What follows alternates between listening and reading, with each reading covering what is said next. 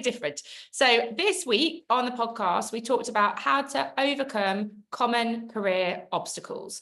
So things like when your boss might be a bit of a blocker to your career, or when you might feel like there isn't the opportunities to progress in your company because they're not kind of providing you with the opportunities that you want to. You feel like you're stuck, you feel like you're stalling, maybe you feel like people are getting in the way of where you want to go with your development. Those kind of things are what we talked about. And Sarah and I kind of had some ideas that we shared. So we had this idea of how do you, in those situations, move from pessimism towards optimism? How in those situations do you try and kind of find another way? And how in those situations do you regain a bit of control and stay energized? Because they can often feel like you've lost control and you feel awful about it. So that was what we talked about in the podcast. And this is my lovely friend Jodie. Jodie, would you like to introduce yourself? Hey, yeah, sure. So good to see you all. So many happy, smiley faces. So my name is Jodie Cook. We met a long time ago now. Yeah. So we are two ENTJs. So we have a lot in common, and we also meet up and have a lot of energy, talk a lot of ideas, and then just like probably stay energized for the rest of the day, or I do especially. We met through a mutual friend. I currently run a software company called Coach Fox. We make AI versions of coaches and consultants. Previously built and sold an agency over 10 years. So I sold it in 2021. Between 2021 and 2024, took a load of career experiments and tried out a load of different stuff to figure out what I wanted to do. And then previously, and we were just talking about what we did as teenagers, but before I was 21, I had 15 jobs, but then was self-employed since 22. So that's, and also the weightlifting. And also, yeah, so in my kind of, I have a serious hobby and it's powerlifting, and I compete for Great Britain in powerlifting, mainly bench press.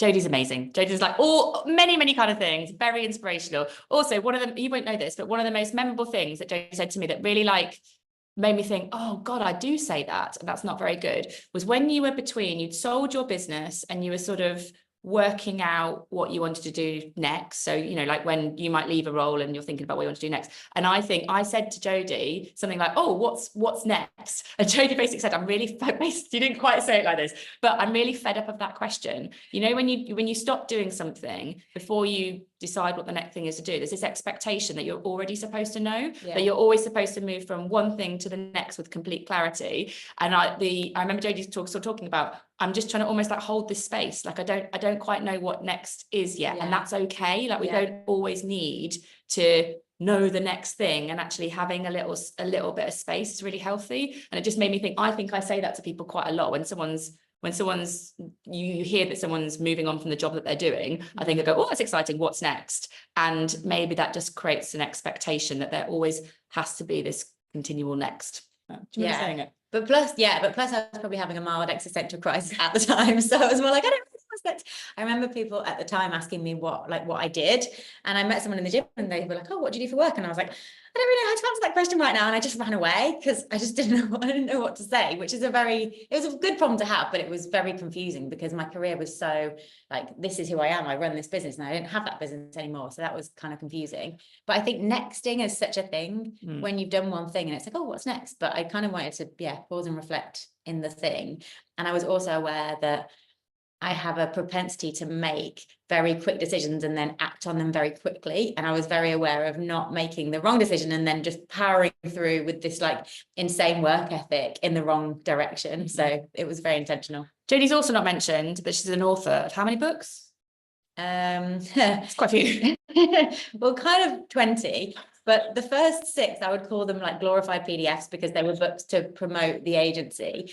But then I would say actual, like with a publisher, kind of real ones, probably 4. But the last one's called 10-Year Career. I wrote it in between businesses. It's good. It's really good. Yes, so we're going to move on from me just promoting Jodie because that's not the intent. What happened was Jodie travels all over the place, and when she's in the UK, we try and meet for breakfast. So we met this morning at 8 o'clock just to catch up. And then I thought, oh my gosh, we've got PodPlus. You should just come on PodPlus. We're talking about career obstacles. I will use you. to ask some of the questions to about what obstacles you've experienced and how you've gone around them, because I think you have a particular creative approach to obstacles. And then I thought as a community, we try and answer some of those questions ourselves too. So bit of sharing, bit of learning, bit of listening from someone who's done lots with their development. Is that okay? We all good with this? Okay, it's a slightly random PodPlus, but we'll go with it. All right, so let's just start with let's ground it. So I'm going to ask Jodie, and then I'm going to ask everybody else. Career obstacles. What sticks out in your mind as obstacles that you've overcome? The first one, so it was when I was about 3 years into running my agency, and I realized there was a massive misalignment between what I'd set out to do and what I wanted to do and what I was actually doing. And for me, I was pretty much running the Jodie show, which was I'd set this business up to travel and to do other things. And then I realized that I hadn't traveled in 3 years. I hadn't left the UK, and I was like, everyone relied on me. I had to do everything. And I couldn't see a way out of it. And I guess normally you've got a kind of funny situation, and you can either leave it, everything can stay the same, or you can change something. And I couldn't leave it because it was my business. I couldn't like just, okay, guys, I'm not coming in today, like it wouldn't happen. But it also couldn't stay the same. So I had to change something. So that was the first one, misalignment. I always think with that kind of one as well, because I know lots of you some of you may like probably run your own company, but lots of us don't. We work for companies. But when you're stuck in a situation and you think, I came here because I thought this was going to be like a good thing, and then it's not quite what you thought it was, but for whatever, maybe like personal reasons, you can't quite leave. And then the worst thing is everyone else thinks like, oh, you're doing really well, like you must be really happy, and you're like, no, not feeling great, but I don't quite know how to say it because everyone thinks it's all going swimmingly. I had that early in my career in Procter & Gamble. I'd worked really, really hard to get to Procter & Gamble, and not quite the same thing as Jodie show, but I was so proud to work there. And then I remember thinking, oh, it's not quite what I thought it would be, and I don't think I'm quite happy. But everyone else being like, oh, you look like you're doing really well, and you're like, it's a real tension because other people see one thing and you feel another. It's quite a tricky thing.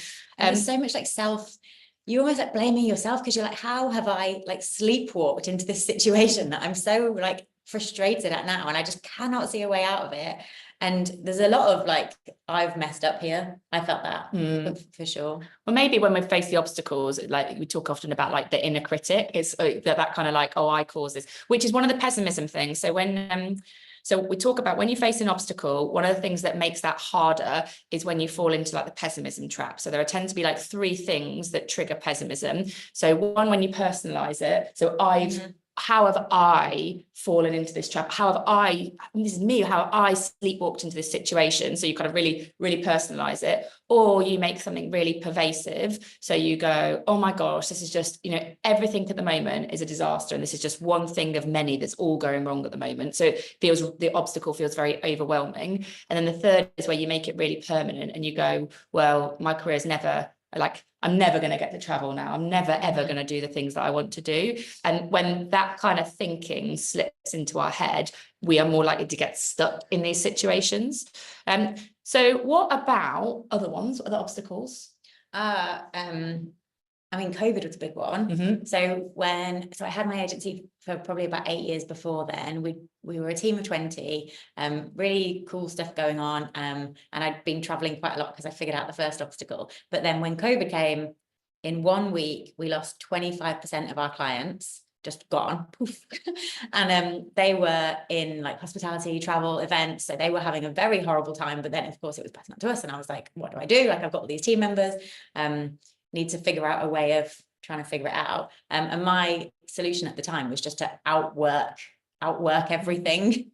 And it was like trying to speak to clients, being like, no, it's going to be fine. We like called all of our entire pipeline every single day, being like, hey, do you want to work with us? And it was like, I just need to keep doing stuff, and we need to keep over servicing our clients just so that we can get through this crazy career obstacle and out the other side. And obviously that wasn't the solution that worked, because it just didn't. But there was it was about finding another way around it instead. Okay.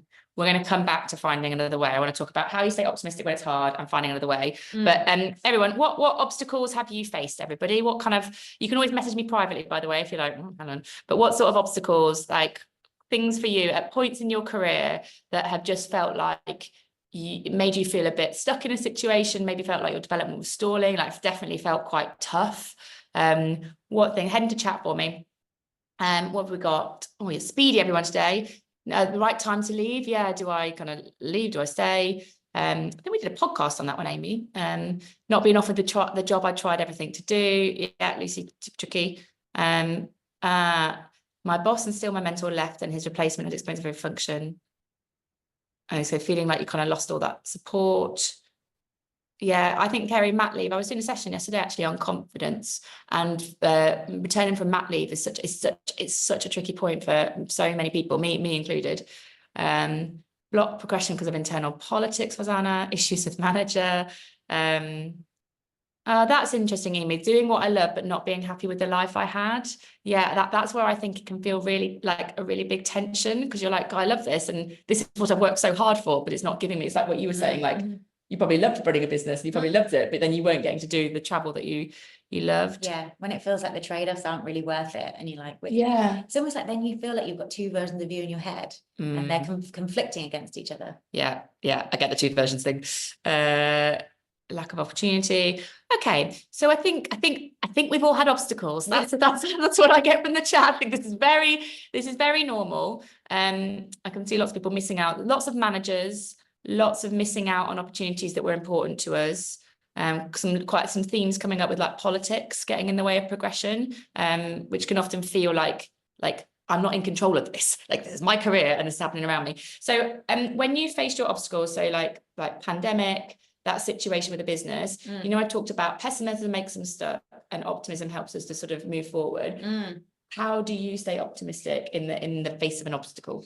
So in the first challenge, the one about running the Jodie show, being kind of stuck in my business and having big misalignment with at the start, I don't think I had optimism or pessimism. I just think I had naivety, which sometimes is kind of can work out all right. So my solution then was I booked a trip to Australia that was 3 months in the future for 5 weeks, because I was like, if I'm trapped in this business, I need to throw myself in the deep end and figure out a way of making something happen so that it has to change. And then I booked that, then figured out how to make it so that my business could run without me necessarily needing to do absolutely everything I was doing. And I had a deadline to do it. Interesting. So you stay optimistic by setting yourself I'm trying to think, like, that's when you booked that, you didn't know how that was going to really happen. So you created a deadline whereby something had to change, and then you put all your energy into making that happen. So rather than fighting the situation you were in, better looks like this in 3 months' time, and my energy is going to go towards that rather than fighting. Yeah, so I think with the situation I was in at the time, I tried to visualize what it could look like if it was really amazing. And so it was like, what could it look like? Okay, it looks like my team are looking after stuff. We're getting clients coming in, but it doesn't all go through me. There's admin happening that isn't me. And also I can travel and I can run my work from wherever I am in the world. And I like really got into the kind of, what would I feel like if this was the thing? And then did the hard thing was booking it, because it's never the right time to book a trip. It's probably never the right time to like pull the trigger on lots of different moves. But once you do it, it's almost like the path just clears and then you somehow figure it out. So the visualization was definitely part of it. I spoke to people, I think this is applicable not just to traveling with a business, but I spoke to people who had done the thing. So I think I probably Googled, how do you run a business from a different country, or how do you travel while you work? And I found like the suitcase entrepreneur, and I found a couple who did this and they did all the stuff. So I think role models was a really big part of it. And I wonder if with a different challenge, it might just be, if you want more money, find someone, like chat to someone who earns more money. Like if you want more power, chat to someone who has all the power. And then you almost soak up their yes energy from just talking to them, and then you find that out. And then after that, it was just making the plan. And I quite like splitting any really big plan into daily tasks. So that's the same with writing a book, competing in powerlifting, doing anything. It's like, what can I do for 30 minutes every single day that will get me to this place in the future? And then it's just persist with that insane work ethic that we probably all have. And when it's directed in the right way, it can lead us to that, like that visualization that we created. We talk about, so one of the ways on the pessimism trap that I mentioned, so like the third P, which is about when it becomes very permanent, one of the ways that you get yourself out of that is this kind of tool called mental time travel. So you look back and you go, when have I been in a really difficult situation before? And that, and realizing you have, and you got through it, kind of gives you the confidence you can do it again. And then you look forward into what would better be. And I think when in hearing you there, I think not only did you look forward into what better would be, you really like tangibly visualized it, like for my team, that you're thinking it through, and then you created an action like that would almost like then directed the energy towards something. So I think that's sort of like next level visualizing, which I think is that having that kind of action. So I'm trying to think for people who might be stuck with a manager. I suppose you might look back and think, when have I dealt with a difficult person before? And that would give you the confidence that you can do it. You might look forward and think, well, what could better be? Maybe that your development isn't dependent on one particular person.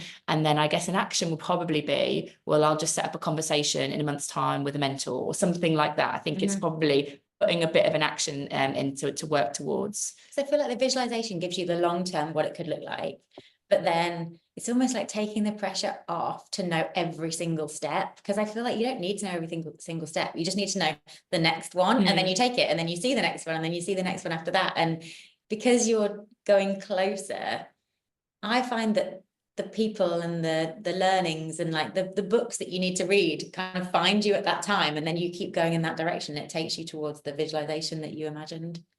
I like it. It's more than manifesting. I was just thinking, you're like the books that you need to read or the people to speak to you sort of find you. I think that's more than I think it's a very like positive intent. You're probably talking to people, you're collecting, you're saying to people more, I'm going to do this. There's a quote that I probably say, lots of you will know that I say it, the speak what you seek till you see what you said thing, which I think sometimes, if you said, oh, in 3 months' time, I want to be an entrepreneur who works from anywhere in the world. But you say it to yourself and you start to believe it. And then you get a bit more confidence saying it to other people and they start to support and encourage it. And I don't think it's a magic wand. Like if you just say it, it's going to happen. But I do think the more you say it, the more you believe it, and the more other people sort of boost that belief for you. I really like how would the person I want to be do the things I'm about to do? That was my desktop background for this time, because I just stare at it and I'll be like, act like her, and then you become her after that. Someone write that down and put it in chat, because I really like it. One more time, deliver it really clearly. How would the person I want to be do the things I'm about to do? It's wisdom of the day, everybody. Wisdom of the day.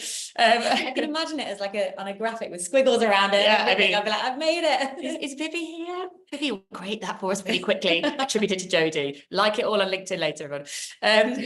How do you stay optimistic, everyone? So before we move on to like finding another way, which is something that you mentioned, how are you all staying optimistic? Graham Alcott, that's who introduced us. Oh yeah, who said that? Sam, you just mentioned Graham Alcott. Who introduced us? Yeah, I forgot that.